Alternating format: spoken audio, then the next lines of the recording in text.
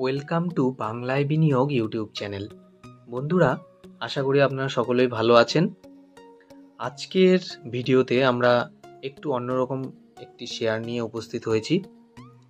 তো এ ধরনের শেয়ার অর্থাৎ অ্যালাইড ডিজিটাল সার্ভিস ADSL, এ ধরনের শেয়ার নিয়ে যদি আমরা ইউটিউবে আলোচনা করি তাতে কিন্তু ভিউজ অনেকটা কম হয়। কিন্তু একটু মনোযোগ দিয়ে শুনবেন। আমার এখানে উদ্দেশ্য রয়েছে আমার যারা ভিউয়ার্স রয়েছেন আমার চ্যানেলের, তারা উপকৃত যাতে হন, তার জন্যই কিন্তু আজকের এই ভিডিওটা করা। তো ভিডিওটি দেখার পর যদি ভালো লাগে অবশ্যই লাইক করবেন, শেয়ার করবেন এবং যদি সাবস্ক্রাইব না করা থাকে চ্যানেলটি সাবস্ক্রাইব করবেন, যাতে আগামী দিনে ভালো ভালো স্টক নিয়ে আমরা যখন আলোচনা করব তখন মিস না করেন। এবং হ্যাঁ, একটা কথা বলি, পূর্বের অভিজ্ঞতা যারা আমাদের এই চ্যানেলের সঙ্গে যুক্ত তারা নিশ্চয়ই জানেন যে এই চ্যানেলে এমন কোনো স্টক নিয়ে আলোচনা করা হয় না যারা ফান্ডামেন্টালি খুব দুর্বল, যে কোম্পানিগুলি এবং যাদের খারাপ পারফরমেন্স দেখিয়েছে।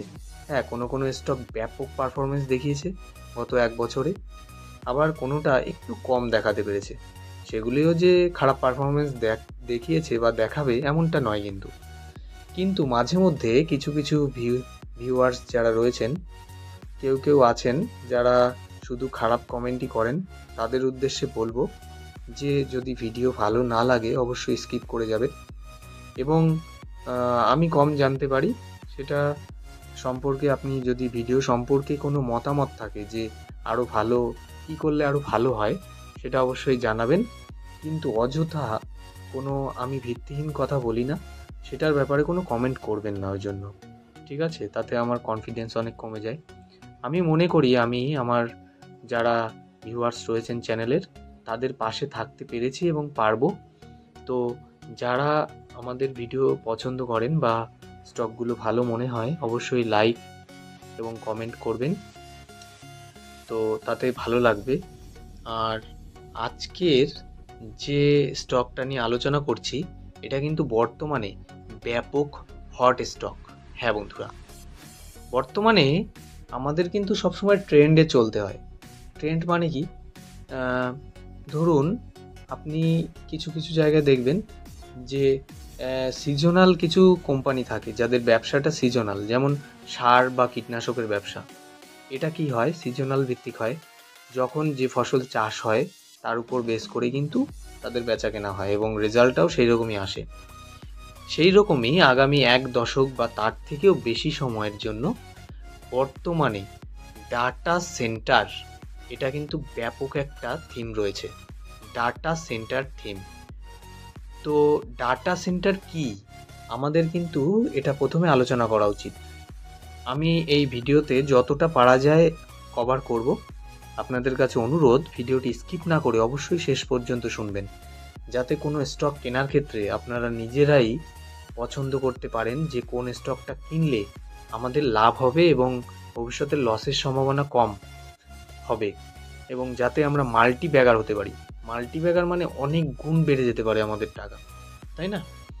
তো এই ডাটা সেন্টার সম্পর্কে প্রথমে জানুন। ডাটা সেন্টার, সেন্টার মানে তো আমরা বুঝতেই পারছি কেন্দ্র। তো ডাটা সেন্টার মানে কি? বহু কোম্পানি, বেশিরভাগ কোম্পানিগুলি যারা খুব ডেভেলপড, হ্যাঁ, যাদের সঙ্গে বিশেষ করে টেকনোলজি রয়েছে, তাদের যে তথ্যগুলি রয়েছে সেই তথ্য এক জায়গায় কিন্তু সুরক্ষিতভাবে রেখে দেয়। আগে যেটা ক্লাউডের মাধ্যমে হতো, এখনও এই ক্লাউডের মাধ্যমেই হয়, কিন্তু একটু সিস্টেমটা চেঞ্জ হয়েছে। বেশিরভাগ ক্ষেত্রেই এই ডাটা সেন্টারগুলির মাধ্যমে কিন্তু এগুলি রাখা হয়। তো যে সমস্ত উন্নত দেশগুলি রয়েছে বা উন্নতশীল দেশগুলি, জাপান, USA, জার্মানি, এই সমস্ত দেশগুলিতে যে ডাটা সেন্টারের ক্যাপাসিটি রয়েছে তার তুলনায় ইন্ডিয়াতে কিন্তু বহুগুণ রিকোয়ারমেন্ট রয়েছে, অর্থাৎ আরও বেশি দরকার। কিন্তু সেই তুলনায় আমাদের দেশে কিন্তু এই ডাটা সেন্টারের যে ক্যাপাসিটি সেটা অতটা নেই। তার জন্য বিশেষজ্ঞরা মনে করছেন যে আগামী দশকে এই ডাটা সেন্টার থিম কিন্তু ব্যাপকভাবে ব্লাস্ট করতে পারে। এই ডাটা সেন্টার কিন্তু অনেক গুণ বেশি ক্যাপাসিটি তৈরি করতে পারে। আগামী 6 বছরে এই ডাটা সেন্টার অর্থাৎ 2030-এর মধ্যে ডাটা সেন্টার কিন্তু বহু গুণ বেড়ে যাবে এর ক্যাপাসিটি। তাতে কি হবে, প্রত্যেকটা বিশেষ করে যারা ভালো সার্ভিস দিতে পারে সে সমস্ত ডাটা সেন্টার রিলেটেড কোম্পানিগুলি কিন্তু ব্যাপক লাভবান হবে। তার মধ্যে এই অ্যালাইড ডিজিটাল সার্ভিস অর্থাৎ এডিএসএল কোম্পানিটি কিন্তু দারুণ কোম্পানি। কী করে বুঝবেন, প্রথমেই আমরা কোম্পানি সম্পর্কে একটু জেনে নিই। এই কোম্পানিটি 1984 সালে প্রতিষ্ঠিত হয়। প্রথমে কিনা এই কোম্পানি কিন্তু আইটি এবং কনসালটেন্সি সার্ভিসের সঙ্গে যুক্ত ছিল। আপনাদের কাছে মাপ চেয়ে নিচ্ছি, আমি এই ভিডিওটি তৈরি করার সময় অতটা এডিট করতে পারছি না, কারণ সময়ের অভাব। তো সময়টা আমার মনে হয় রিসার্চের কাজে ব্যবহার করাই ভালো। আমার ভিউজ একটু কম হলেও যারা আমার সঙ্গে থাকবেন তাদের পাশে আমি থাকতে চাই, তো সেদিক দিয়ে আমাকে মাপ করবেন। তথ্যগুলি আমি দিচ্ছি, এগুলো একটু শুনবেন, পারলে একটু দেখবেন। তো কোম্পানিটি 1984 সালে তৈরি হয়েছিল। কোম্পানিটির যদি আমরা ব্যবসা দেখি, বর্তমানে কিন্তু 70টা দেশে 70 কান্ট্রিজ তারা কিন্তু ব্যবসা চালিয়ে যাচ্ছে এবং এদের ব্যবসা কিন্তু ক্লাউড কম্পিউটিং রয়েছে। এর মধ্যে cloud management service, cloud enablement service, AWS partner, cloud migration ইত্যাদি। পাশাপাশি সাইবার সিকিউরিটিও রয়েছে, AIM 360 ডিগ্রি, CERT-IN ইত্যাদি। তো বন্ধুরা, এদের ব্যবসা দেখে কিন্তু বুঝতেই পারছেন যে ব্যবসাটা কেমন। পাশাপাশি আমরা দেখতে পাচ্ছি যে এই কোম্পানিটি কিন্তু বোস্টন বেসড ব্যাংক, সেটি কিন্তু ADSLকে পছন্দ করেছে তাদের কাস্টমার ফিল্ড সার্ভিস সাপোর্টের জন্য। তো বুঝতেই পারছেন কোম্পানিটি কেমন হতে পারে। এবং subsidiary of BP America focused on oil and natural gas exploration and production in Texas has participated with ADSL। তো ADSLকে কিন্তু আমেরিকার বহু সংস্থা, বহু কোম্পানি কিন্তু পছন্দ করছে তাদের সার্ভিসের জন্য। এবং আমরা যদি দেখি টেক্সাসের ADSL কিন্তু টেক্সাসে একটি আইটি ফার্মও তারা পছন্দ করেছে ADSLকে 17টা কান্ট্রিতে তাদের ব্যবসা চালানোর জন্য। তো বুঝতেই পারছেন কোম্পানিটির ব্যবসা ভবিষ্যতেও কোন দিকে এগোতে পারে।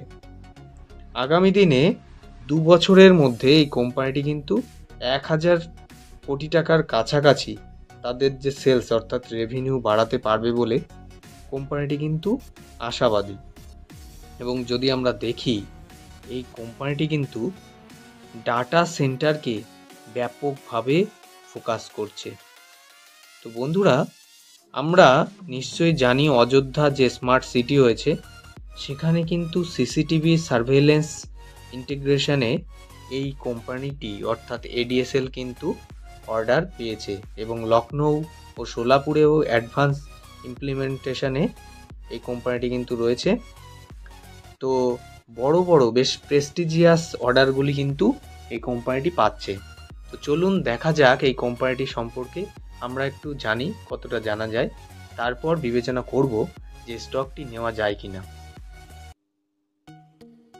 কোম্পানিটির মার্কেট ক্যাপিটাল 1205 কোটি টাকা, যেখানে এক একটি শেয়ারের বর্তমান দাম 217 টাকার কাছাকাছি। 52 উইক্সে এক একটি শেয়ারের সর্বোচ্চ দাম 239 টাকা, যেখানে সর্বনিম্ন দাম 110 টাকা। স্টক পি রয়েছে 26.3। তো স্টক পি কিন্তু অনেক কম রয়েছে। শেয়ারটি কিন্তু এগোনোর জন্য এখন পারফেক্ট সময়।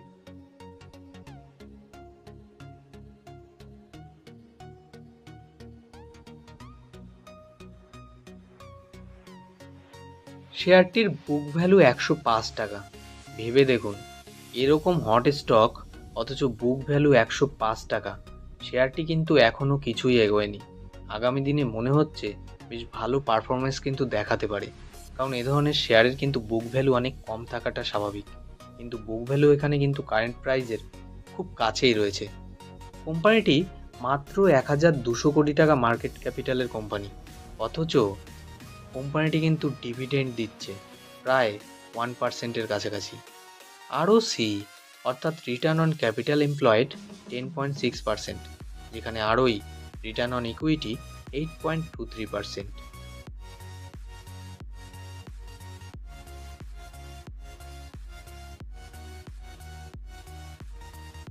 শেয়ারটির ফেস ভ্যালু 5 টাকা, অর্থাৎ ফিউচারে এই শেয়ারটি কিন্তু স্প্লিট হয়ে 5টি ভাগে ভাগ হতে পারে।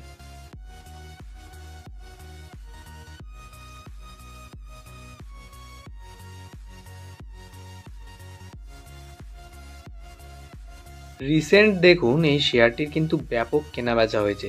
এ থেকে কিন্তু বোঝা যাচ্ছে মানুষের আগ্রহ কিন্তু এই শেয়ারটির প্রতি বেড়েই চলেছে। চলুন দেখা যাক কোম্পানিটির কিছু পজিটিভ দিক। Company has delivered good profit growth of 35.9% CAGR over last 5 years. Company has been maintaining a healthy dividend payout of 42%. তো বন্ধুরা, এই দুটি দিকে কিন্তু দারুণ, কারণ কোম্পানিটি 35%-এর উপরে CAGR দিচ্ছে। এটি কিন্তু দারুণ পজিটিভ দিক। পাশাপাশি আমরা যদি নেগেটিভ দিক দেখি, company has a low return on equity of 8.89% over last 3 years। তো এটা কিন্তু নেগেটিভের দিকে থাকলেও এটা কিন্তু আমরা নেগেটিভ হিসেবে নেব না, কারণ শেয়ারটির রিটার্ন অন ইকুইটি কম। এটা কিন্তু পজিটিভ দিক, একটু ভেবে দেখুন। কারণ রিটার্ন অন ইকুইটি যদি বেশি হয়ে যেত তখন তো শেয়ারটি ওভার ভ্যালুড হয়ে যেত। এই শেয়ারটির দাম বাড়েনি, এটা কিন্তু পজিটিভ দিক। এটা কিন্তু আমাদের লাভবান করতে পারে।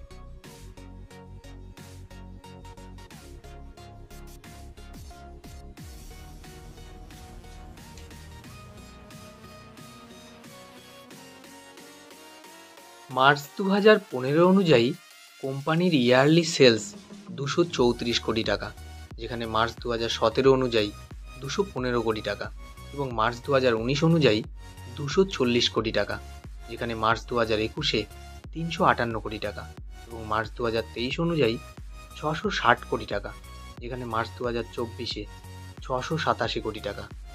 লক্ষ্য করে দেখুন, বেশ কয়েক বছর ধরে কোম্পানির সেলস কিন্তু বেড়েই চলেছে। আশা করা যাচ্ছে আগামী 2 বছরের মধ্যে এই কোম্পানির সেলস 1000 কোটি টাকার কাছাকাছি হয়ে যাবে।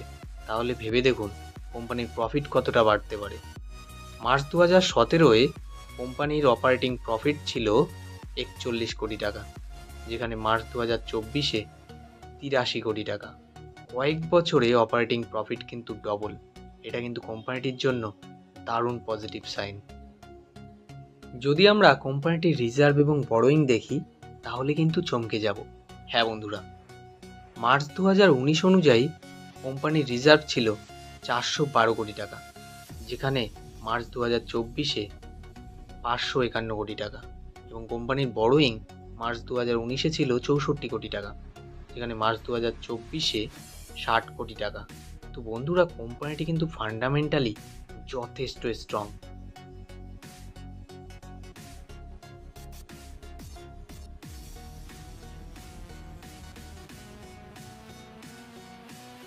চলুন দেখা যাক কোম্পানিটির শেয়ার হোল্ডিং প্যাটার্ন।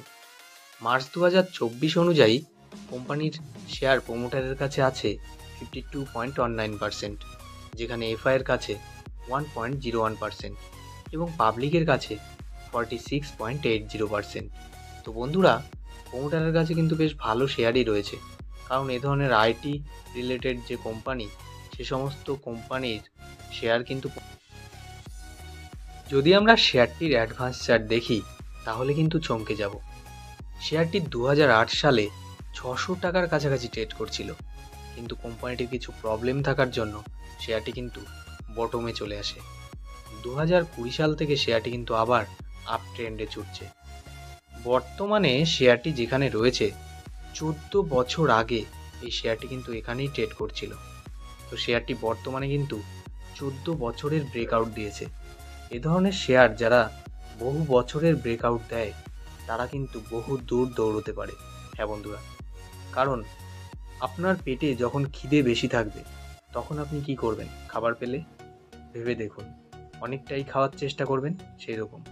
আর যদি আমরা লক্ষ্য করি, এখানে কিন্তু দেখব ভলিউমের দিকে বেশ কিছুদিন হলো যতটা কেনাবেচা হয়েছে এই শেয়ারটির, আগে কখনো কিন্তু হয়নি। এ থেকে বোঝা যাচ্ছে এই শেয়ারটি কিন্তু নেওয়ার জন্য মানুষ হুড়মুড়িয়ে পড়ছে। তো আগামী দিনে এই শেয়ারটির শর্ট টার্মের টার্গেট থাকছে 280 টাকার কাছাকাছি, এবং এই রেজিস্ট্যান্সটি ভাঙলে শেয়ারটি কিন্তু 600 টাকার কাছাকাছি পৌঁছে যেতে পারে, এবং তারপরে কিন্তু শেয়ারটি অনেকটা র্যালি দেখাতে পারে।